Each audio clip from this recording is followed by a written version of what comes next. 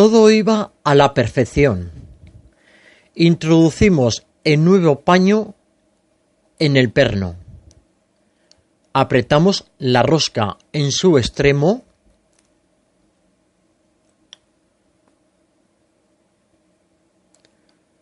Colocamos el nuevo rollo de paño de lavado en su alojamiento y aquí fue cuando se complicó el asunto.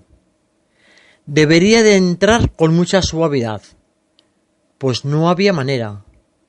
Por mucho que enroscaba la pieza y daba vueltas a la rosca y más vueltas, no llegaba a encajar el manguito limpio.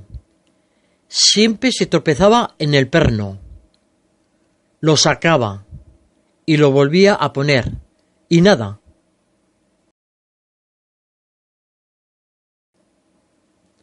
Ni con golpes ni haciendo fuerzas. Al final lo saqué, lo apoyé en la mesa y lo dejé.